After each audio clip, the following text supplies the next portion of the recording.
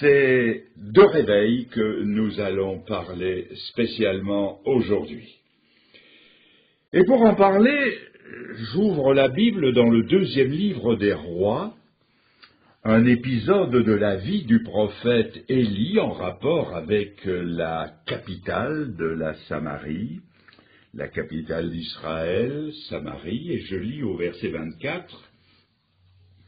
Ben-Hadad, roi de Syrie, donc le Syrien, ayant rassemblé toute son armée, monta et assiégea Samarie. Il y eut une grande famine dans Samarie, et ils la serrèrent tellement qu'une tête d'âne valait 80 cycles d'argent, et le quart d'un cab de fiente de pigeon 5 cycles d'argent. Nous avons là de la monnaie des mesures de cette époque que nous ne connaissons plus aujourd'hui et dont je ne traduirai pas la valeur. Et comme le roi passait sur la muraille, une femme lui cria « Sauve-moi, ô roi mon seigneur !» Il répondit « Si l'Éternel ne te sauve pas, avec quoi moi te sauverai-je? Avec le produit de l'air ou du pressoir ?» Et le roi lui dit « Qu'as-tu » Elle répondit, cette femme-là m'a dit, donne-moi ton fils. Nous le mangerons aujourd'hui et demain nous mangerons mon fils. Nous avons fait cuire mon fils et nous l'avons mangé. Et le jour suivant, je lui ai dit, donne ton fils et nous le mangerons, mais elle a caché son fils. Lorsque le roi entendit les paroles de cette femme, il déchira ses vêtements et le peuple vit qu'il avait en dedans un sac sur son corps. Le roi dit, que Dieu me punisse, me traite dans toute sa rigueur si la tête d'Élisée, fils de Shaphat, reste aujourd'hui sur lui. Élisée dit, écoutez la parole de l'Éternel. Ainsi parle l'Éternel. Demain, à cette heure, on aura une mesure de fleur de farine pour un cycle et 2 mesures d'orge pour un cycle à la porte de Samarie. L'officier sur la main duquel s'appuyait le roi répondit à l'homme de Dieu, « Quand l'Éternel ferait des fenêtres au ciel, pareille chose arriverait-elle » Et Élisée dit, « Tu verras de tes yeux, mais tu n'en mangeras point. » Il y avait à l'entrée de la porte 4 lépreux qui se dirent l'un à l'autre, « Quoi? Resterons-nous ici jusqu'à ce que nous mourions? Si nous songeons à entrer dans la ville, la famine est dans la ville et nous y mourrons. Et si nous restons ici, nous mourrons également. Allons nous jeter dans le camp des Syriens. S'ils nous laissent vivre, nous vivrons, et s'ils nous font mourir, nous mourrons. » Ils partirent donc au crépuscule pour se rendre au camp des Syriens, et lorsqu'ils furent arrivés à l'entrée du camp des Syriens, voici, il n'y avait personne. Le Seigneur avait fait entendre dans le camp des Syriens un bruit de chars et un bruit de chevaux, le bruit d'une grande armée, et ils s'étaient dit l'un à l'autre, « Voici le roi d'Israël a pris à sa solde contre nous les rois des Hétiens et les rois des Égyptiens pour venir nous attaquer. » Et ils se levèrent et prirent la fuite au crépuscule, abandonnant leurs tentes, leurs chevaux, leurs ânes, le camp tel qu'il était, et ils s'enfuirent pour sauver leur vie. Les lépreux, étant arrivés à l'entrée du camp, pénétrèrent dans une tente, mangèrent et burent, et en emportèrent de l'argent, de l'or, des vêtements qu'ils allèrent cacher. Ils revinrent, pénétrèrent dans une autre tente, et en emportèrent les objets qu'ils allèrent cacher. Puis ils se dirent l'un à l'autre, « Nous n'agissons pas bien. Cette journée est une journée de bonnes nouvelles. Si nous gardons le silence, et si nous attendons jusqu'à la lumière du matin, le châtiment nous atteindra. Venez maintenant et allons informer la maison du roi. » Ils partirent et ils appelèrent les gardes de la porte de la ville, auxquels ils firent ce rapport. « Nous sommes entrés dans le camp des Syriens, et voici, Il n'y a plus personne, on n'y entend aucune voix d'homme, il n'y a que des chevaux attachés, des ânes attachés et des tentes comme elles étaient. Les gardes de la porte crièrent et ils transmirent ce rapport à l'intérieur de la maison du roi. Le roi se leva de nuit et il dit à ses serviteurs, « Je veux vous faire savoir ce que nous font les Syriens. Comme ils savent que nous sommes affamés, ils ont quitté le camp pour se cacher dans les champs, et ils se sont dit, « Quand ils sortiront de la ville, nous les saisirons vivants et nous entrerons dans la ville. » L'un des serviteurs du roi répondit, « Que l'on prenne 5 des chevaux qui restent encore dans la ville. Ils sont comme toute la multitude d'Israël qui y est restée. Ils sont comme toute la multitude d'Israël qui dépérit. Et envoyons voir ce qui se passe. » On prit 2 chars avec les chevaux, et le roi envoya des messagers sur les traces de l'armée des Syriens en disant « Allez et voyez ». Ils allèrent après eux jusqu'au Jourdain, et voici toute la route était pleine de vêtements, d'objets que les Syriens avaient jetés dans leur précipitation. Les messagers revinrent et le rapportèrent au roi. Le peuple sortit et pilla le camp des Syriens, et l'on eut 1 mesure de fleur de farine pour 1 sicle et 2 mesures d'orge pour 1 sicle, selon la parole de l'Éternel. Le roi avait remis la garde de la porte à l'officier sur la main duquel il s'appuyait, mais cet officier fut écrasé à la porte par le peuple, et il mourut, selon la parole qu'avait prononcée l'homme de Dieu quand le roi était descendu vers lui. L'homme de Dieu avait dit alors au roi, « On aura 2 mesures d'orge pour 1 sicle, 1 mesure de fleur de farine pour 1 sicle, demain à 7 heures à la porte de Samarie. » Et l'officier avait répondu, « Quand l'Éternel ferait des fenêtres au ciel, pareille chose arriverait-elle » Et Élisée avait dit, « Tu le verras de tes yeux, mais tu n'en mangeras point. » C'est en effet ce qui lui arriva. Il fut écrasé à la porte par le peuple, et il mourut. La nécessité d'un réveil. Dans la parole de Dieu, ou plutôt Dieu dans sa parole, a donné des principes, des préceptes valables en tout temps. Lorsqu'il parlait à Moïse, il lui a dit, en résumé, « Si vous obéissez, je vous bénirai. Si vous recherchez ma face, je vous multiplierai mes bénédictions. Si vous vous détournez de moi, je me détournerai de vous, et je vous livrerai entre les mains de vos ennemis. » Ce que Dieu dit à Moïse devait se vérifier exact pendant toute l'histoire d'Israël, et ces principes restent de saison pour son Église, qui est maintenant le témoignage de Dieu sur la terre. Parlant à l'assemblée d'Éphèse dans Apocalypse 2, le Seigneur dit « Repens-toi et fais les premières œuvres.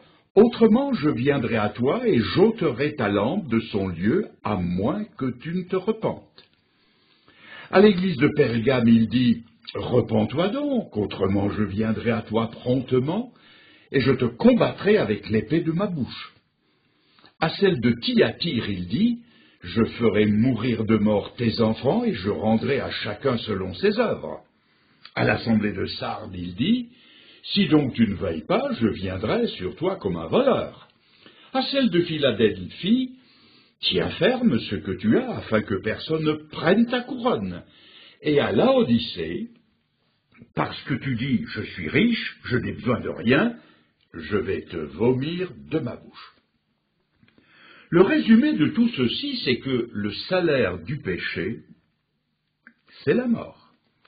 C'était vrai pour Samarie, la capitale d'Israël, qui était acculée à la ruine à cause de ses péchés. Ils se détournaient de Dieu, et Dieu allait se détourner d'eux.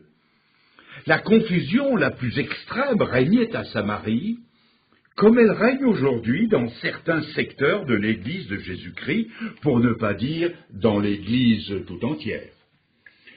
Seul un réveil, un retour à Dieu pouvait rétablir une situation fortement compromise. Israël avait dominé les nations d'alentour. Dieu avait été avec eux depuis leur sortie d'Égypte et leur influence se faisait sentir jusqu'au bout du monde civilisé, surtout sous les règnes de Salomon et de David. Mais à cause de leurs péchés, la situation s'était renversée. C'étaient eux maintenant qui devaient subir la loi de leurs adversaires. À quoi peut-on reconnaître que le peuple de Dieu a besoin d'un réveil?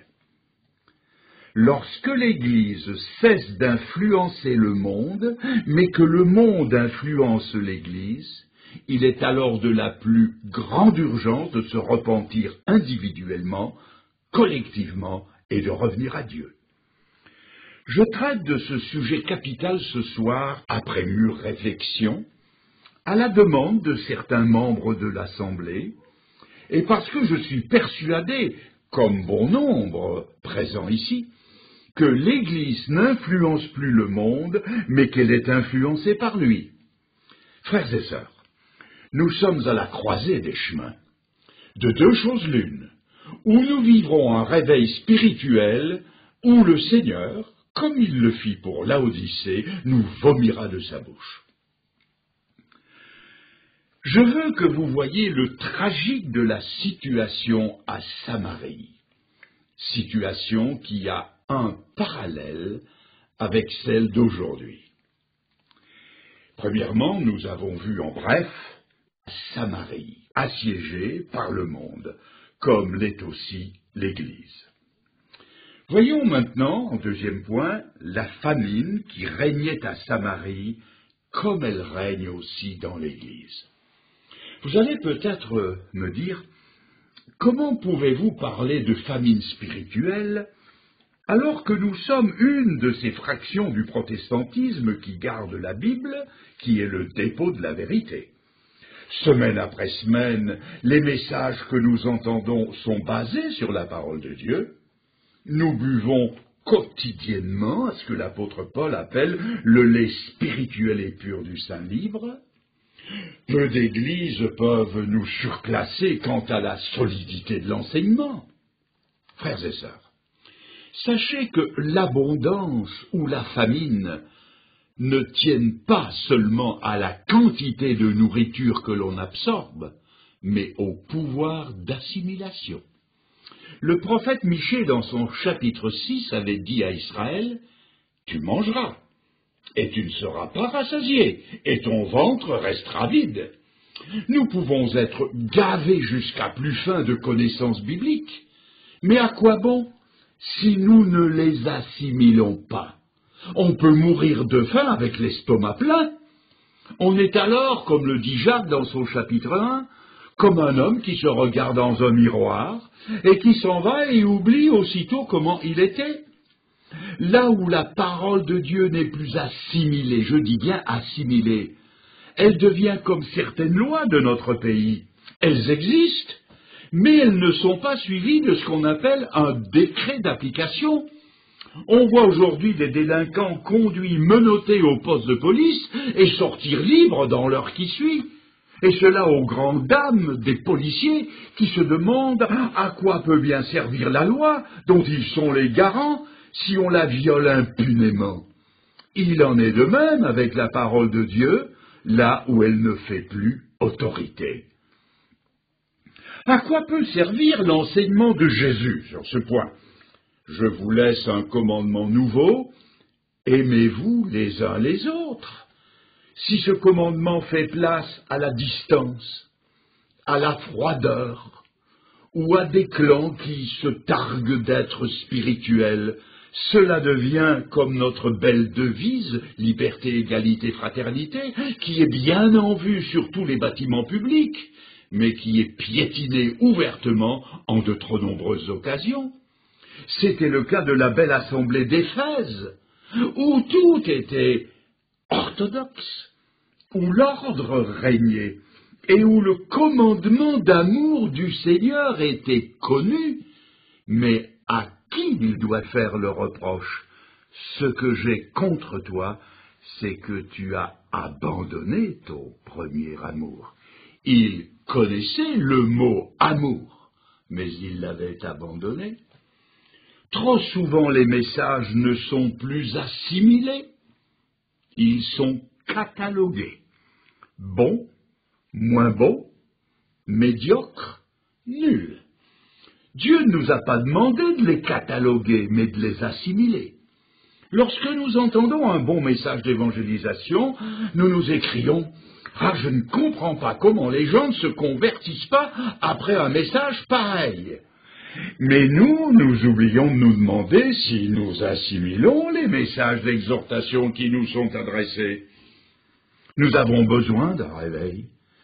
Ne ressemblons-nous pas aux contemporains d'Ézéchiel, desquels l'Éternel devait dire « Voici, tu es pour eux un chanteur agréable, possédant une belle voix, et comme quelqu'un qui joue bien. Ils entendent tes paroles, mais ils ne les mettent point en pratique. » Cela se trouve dans Ézéchiel 33. Le même Ézéchiel eut un jour une vision. Il vit une vallée pleine d'ossements secs. Il les vit, c'est une vision, je précise, il les vit s'assembler l'un à l'autre jusqu'à former une structure osseuse complète. Puis des nerfs, de la chair, vinrent les étoffer jusqu'à ce que les corps soient complètement formés. Mais, est-il précisé, il n'y avait pas encore la vie. Il leur fallait le souffle de Dieu. Il leur fallait un réveil. Quelque bien structurées que soient nos églises et nos assemblées, elles sont court-souffle, elles manquent de souffle. Nous avons besoin d'un réveil. Ah, de l'amour, certes, on en parle encore, mais parfois on n'ose plus dire de quel genre d'amour il s'agit, comme en circulation il lui arrive de prendre des sens interdits.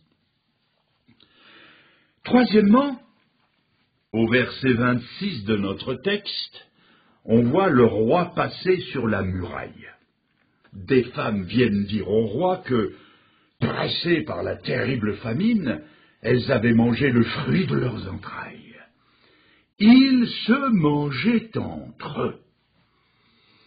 Quand vous voyez des membres d'une congrégation s'entre-déchirer, vous pouvez dire que cette Église a besoin d'un réveil. Que disait l'apôtre Paul aux Galates au chapitre 5 ? Si vous vous mordez, et si vous vous dévorez les uns les autres, prenez garde que vous ne soyez consumés les uns par les autres. L'ennemi était là en face, c'est lui qu'ils devaient combattre, mais leur péché les avait laissés tellement sans force que la seule capacité qu'il leur restait, c'était de se manger l'un l'autre. Un esprit de réveil mettrait fin à cela.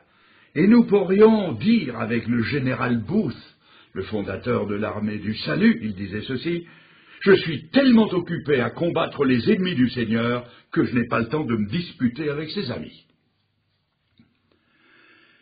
Quatrièmement, au verset 30, le roi, est-il écrit, déchira ses vêtements, alors que la Bible dit « déchirez vos cœurs » et non vos vêtements. La Bible dit encore en 2 Corinthiens 7 que la tristesse selon Dieu, je dis bien selon Dieu, produit une repentance à salut dont on ne se repent jamais. Mais la tristesse du monde, celle du monde, produit la mort. Cette tristesse-là, celle du monde, conduit à faire du spectacle comme déchirer ses vêtements publiquement. Dieu ne lui accorde aucune valeur. La tristesse selon Dieu qui produit la repentance, elle conduit à se déchirer le cœur dans un repentir sincère. Ce dont le peuple de Dieu a le plus besoin, c'est d'être convaincu de péché, de justice et de jugement par le Saint-Esprit. Nous avons besoin de repentance. Dans le message ou les messages aux 7 églises, on trouve 6 fois l'expression « repens-toi, repens-toi, repens-toi ».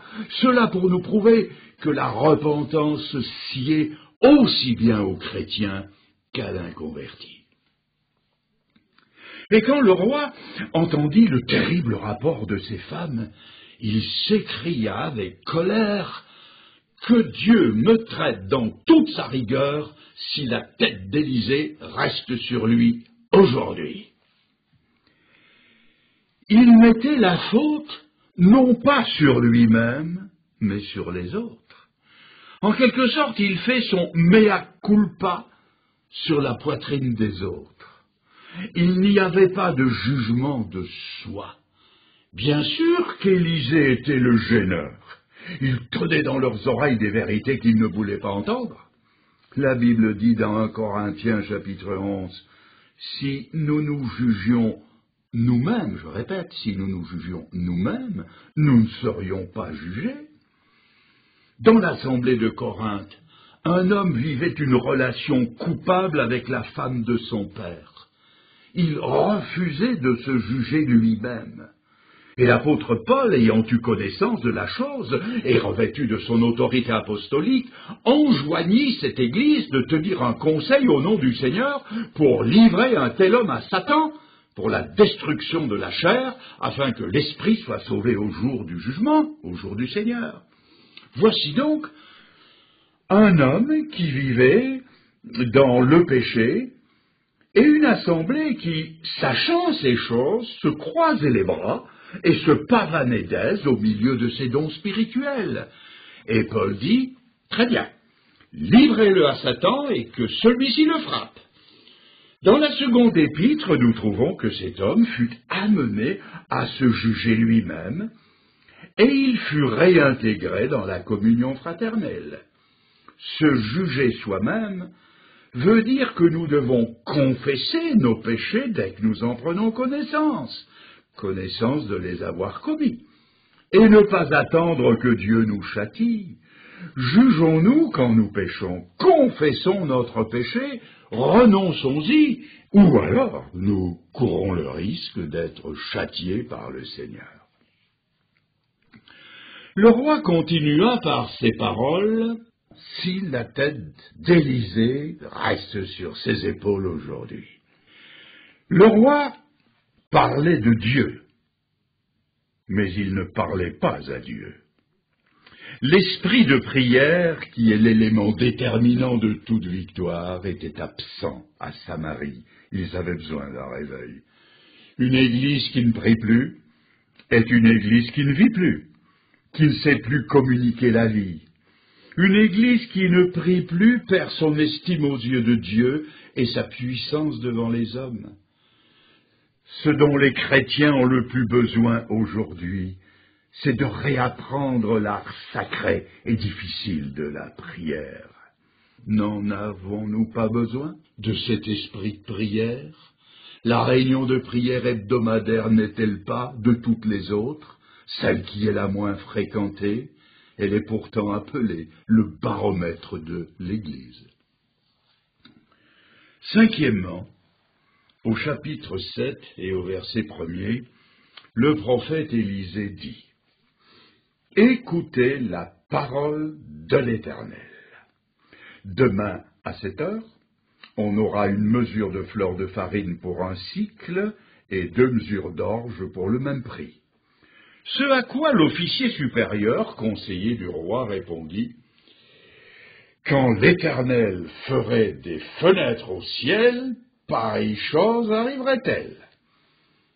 Il y avait à Samarie le grave péché d'incrédulité. Ils croyaient en Dieu, mais ils ne croyaient pas Dieu. Or, c'est sur la foi en ce que Dieu dit que repose le fondement du salut et de tout ce qui en découle. Dans Jean 3, il est écrit, c'est Jésus qui le dit, celui qui croit en Fils a la vie éternelle, celui qui croit. Mais tellement grave est l'incrédulité que la phrase se continue par ceci, celui qui ne croit pas ne verra pas la vie, mais la colère de Dieu demeure sur lui. Quand la Bible dit, le juste vivra par la foi, cela ne s'applique pas seulement au seul jour de la conversion, mais à tous ceux qui suivent la conversion. Il est écrit que sans la foi, il est impossible de plaire à Dieu. Et si l'Église va être vomie de la bouche du Seigneur, c'est parce qu'elle ne lui plaît plus. Et si elle ne lui plaît plus, c'est parce qu'elle n'a pas la foi qui plaît à Dieu. Je dirais plutôt qu'elle a un genre de foi que Dieu appelle l'incrédulité. C'est Jésus qui le dit au début de l'évangile de Jean, au chapitre 2.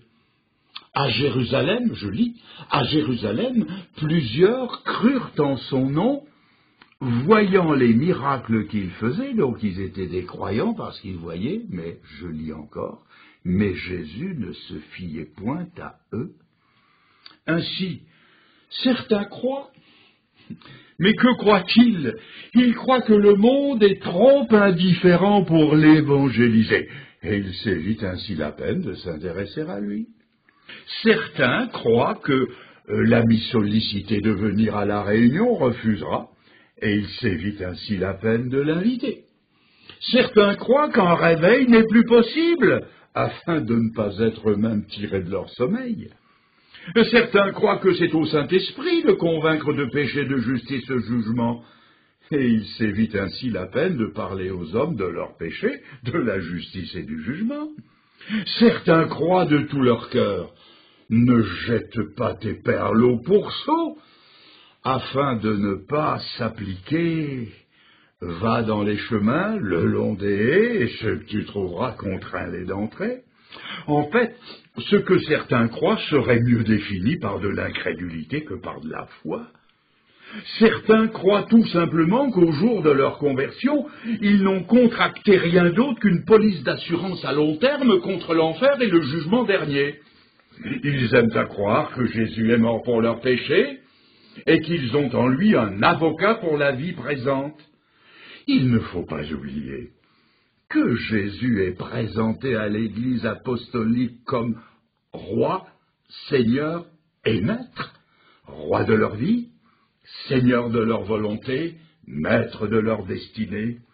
La Bible dit « Nous ne nous appartenons plus à nous-mêmes, mais à celui qui pour nous est mort et ressuscité. » J'ai dit l'autre soir, souvenez-vous-en, croire en Jésus-Christ, c'est croire ce qu'il a été, ce qu'il a fait, ce qu'il dit et ce qu'il exige. Oui, nous avons besoin d'un réveil de foi. Je veux maintenant que vous voyiez quels ont été les premiers bénéficiaires de la délivrance de Dieu et les premiers à la faire connaître. Remarquez que Dieu ne choisit aucun des officiers du roi. Nous l'avons lu, il ne croyait pas à la délivrance. Ni aucun appartenant à ce qu'on appelle aujourd'hui la jet set. Ni les grands du royaume, ni les sacrificateurs confient dans leur liturgie léthargie. Mais Dieu va choisir 4 lépreux. Eh oui, 4 rebuts de la société, 4 malheureux dévorés par la terrible maladie de la lèpre. La Bible nous dit qu'ils étaient à la porte de Samarie, non pas à l'intérieur, mais à l'extérieur, car leur état voulait qu'ils soient expulsés de la société des gens bien portants et bien pensants. De leur côté, les Syriens ne les molestaient pas, tellement ils craignaient la contagion. Alors pourquoi Dieu choisit-il ces hommes? Eh bien parce qu'en 1 Corinthiens 1, versets 27 et 28, il est écrit, je vous lis, « Dieu se sert des choses faibles pour confondre les fortes. Il se sert des choses folles pour confondre les sages. Il est même dit, il se sert de celles qui ne sont pas pour confondre celles qui sont. » Et puis Dieu se sert aussi de ceux qui ne font aucun cas de leur vie. Vous trouvez ça dans le livre des Actes au chapitre 20, où l'apôtre Paul dit « Je ne fais aucun cas de ma vie, ni ne la tiens pour précieuse, pourvu que j'achève ma course et le ministère que le Seigneur m'a confié. » Voilà les hommes que Dieu veut, des hommes réveillés. En Acte 21, dans un adieu touchant à ses amis d'Éphèse, les frères se jettent au cou de l'apôtre Paul et pleurent devant lui, le suppliant de ne pas partir. Et Paul leur répond, « Que faites-vous en pleurant et en me brisant le cœur. Je suis prêt non seulement à être enchaîné, mais encore à mourir pour le nom du Seigneur Jésus. De même pour les lépreux, mieux valait mourir debout que de mourir de faim. Plaise à Dieu que nous mourions au combat plutôt que de mourir lâchement et honteusement d'inanition spirituelle. Et les voilà partis. En allant de l'avant, comme ils l'ont fait, c'était pour eux leur quitte ou double, leur va-tout, leur dernière carte qu'ils abattaient sur la table. Dieu avait placé une alternative devant eux, comme devant nous. La mort à brève échéance ou le réveil et l'abondance pour tous. La Bible dit, « Voici je place devant vous la vie et la mort, la bénédiction et la malédiction. » Et ces 4 lépreux raisonnèrent ainsi. On trouve ça au verset 4. Si nous entrons dans Samarie, la famine est dans la ville et nous y mourrons. Et si nous restons ici, nous mourrons également. Allons-nous jeter dans le camp des Syriens? S'ils nous laissent vivre, nous vivrons, et s'il nous faut mourir, eh bien nous mourrons. Et ils sont partis vers leur aventure de foi, et plaise à Dieu que nous partions avec eux. Voyez-les cheminer au pied des remparts, puis descendre dans la plaine, l'œil aux aguets, l'oreille tendue. À tout moment, ils peuvent entendre le qui-vive de la sentinelle. Quels dangers inconnus les attendent? Ils ignoraient que Dieu les avait précédés, que le chemin était ouvert et qu'ils n'avaient plus qu'à s'y engager. La délivrance était venue de l'Éternel. Il ne leur restait plus rien à faire sinon à prendre possession de ce que Dieu avait préparé pour eux. Ils trouvent le camp vidé de leurs adversaires. Sans un seul coup d'épée, ils s'étaient enfuis en abandonnant toutes leurs richesses et leurs provisions. Et les lépreux n'ont plus eu qu'à puiser. Jamais dans leur vie ils ne firent aussi bonne chère qu'en ce jour de réveil. Leurs espérances les plus utopiques étaient dépassées, tout comme nos espoirs les plus chers seront dépassés le jour où Dieu nous visitera. Mais ces lépreux prennent tout à coup conscience qu'ils ne font pas bien. Que deviennent à Samarie leurs frères qui sont sur le point de mourir de faim, alors qu'il n'y a qu'à sortir, puiser et prendre? Pourquoi n'irait-il pas leur dire que l'heure du réveil avait sonné? Pourquoi n'irait-il pas leur dire « C'en est assez, mes frères, affermissez les mains lassées, relevez les cœurs abattus, soutenez les genoux défaillants » On trouve ça dans Ésaïe 35 et dans Hébreux 12. L'Éternel a ouvert les écluses des cieux, pourquoi mourriez-vous de faim au sein de l'abondance? Jésus a dit, si deux seulement, si 2 se mettent d'accord pour demander une chose, elle leur sera accordée. Alors ces hommes se mettent d'accord sur une chose, et avec eux, la délivrance s'en va vers Samarie. N'y a-t-il pas ici 2 personnes, ou 4, ou plus, qui voudraient se mettre d'accord pour intercéder auprès de Dieu en faveur d'un réveil et ensuite de le communiquer à d'autres? Le Seigneur veut vous choisir, vous en particulier pour être le bénéficiaire et le moyen de communication de ce réveil. Voulez-vous tenter l'aventure par la foi? Je ne me prends pas pour Élisée le prophète, non. Mon ambition se limite à être un de ces lépreux et à leur ressembler. Je vous ai apporté ce soir un avant-goût des richesses du ciel dont Dieu m'a parlé dans le secret de l'étude de sa parole et de la communion avec lui. Il manque un deuxième, pour se mettre d'accord sur la demande à formuler. Qu'en pensez-vous, si chacun ici voulait être ce deuxième? Pensez à ce qu'il en résulterait dans nos églises et assemblées si, pour reprendre les termes de l'officier incrédule, le Seigneur faisait des fenêtres au ciel. Comme tout serait changé, que d'abondance d'actions de grâce au culte, au lieu de longs silences pesants. Et quelle fraîcheur dans les accents d'adoration. Quel amour renouvelé pour la lecture et l'étude de la Bible. Que d'élan dans l'expression de nos cantiques. Que d'assiduité dans les réunions régulières de l'Assemblée.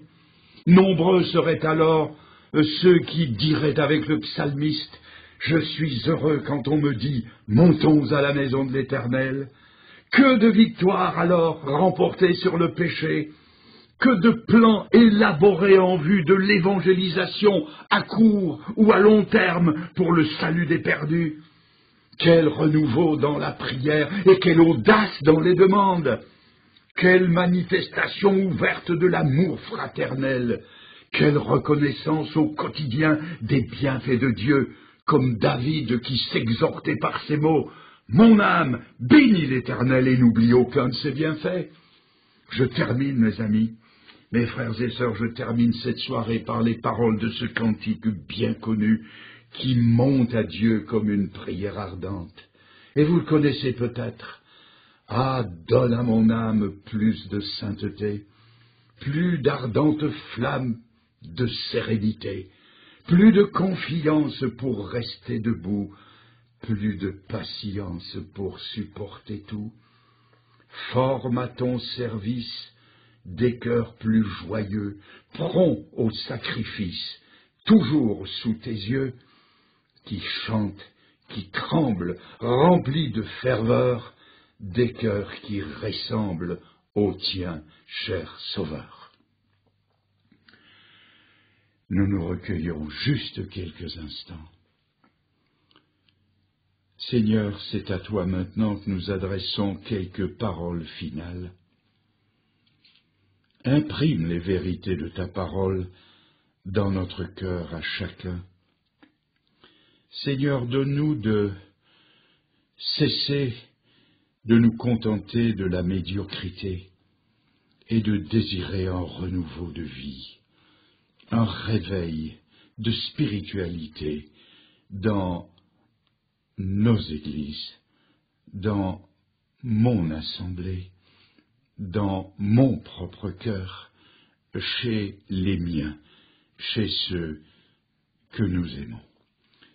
Seigneur, c'est vrai, nous sommes court-souffle dans cette prière, mais te l'adressant à toi de tout notre cœur, le faisons ensemble, et au nom de Jésus, et par le Saint-Esprit, Seigneur, daigne nous entendre, nous bénir, et que, comme nous le disons parfois dans l'évangélisation, Seigneur, que plus rien ne soit pareil à partir de cette soirée. Nous te le demandons au nom de Jésus, ton Fils, notre Sauveur. Amen, Seigneur.